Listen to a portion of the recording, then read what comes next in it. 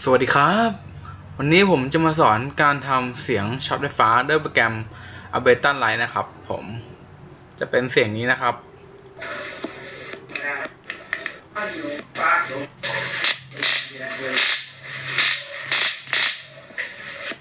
ก่อนอื่นเราเปิดโปรแกรม Ableton Live ก่อนเลยครับ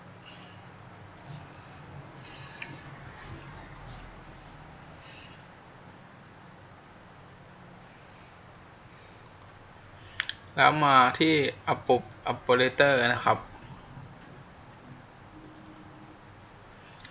แล้วเปลี่ยนจาก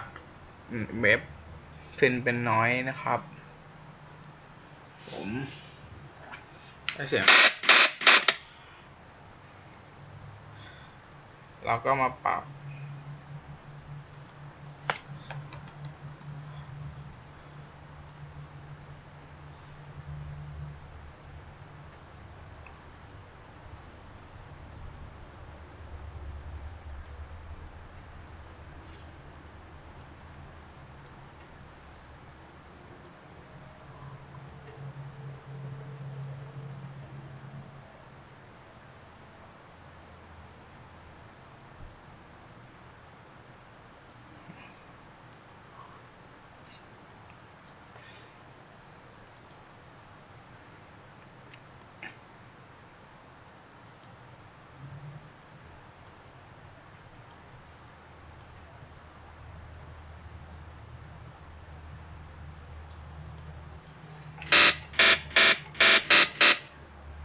ใกล้เคียงนะครับผม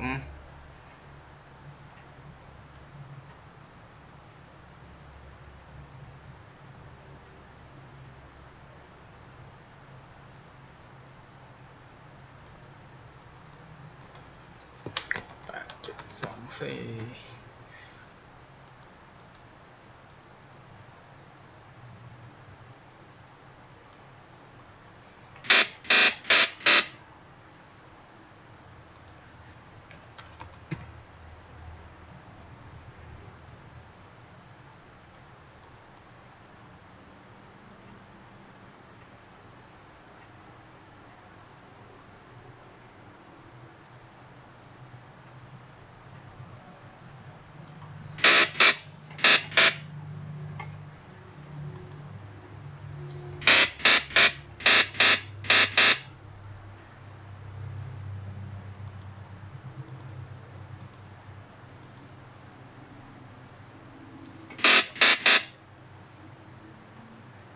แล้วเราก็มาที่ Audio Effect แล้วใส่ปิงปองดีเลย์เข้าไปนิดนึง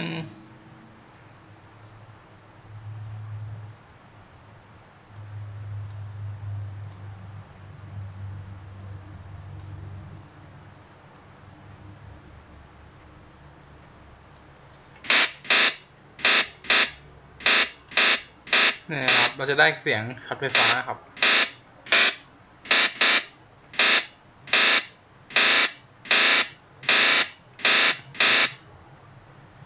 บันทึกกันเลยครับ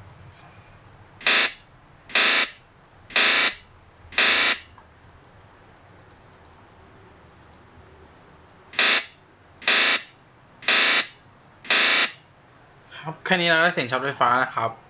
ไม่เหมือนกันนะขออภัยนะที่นี้นะครับผม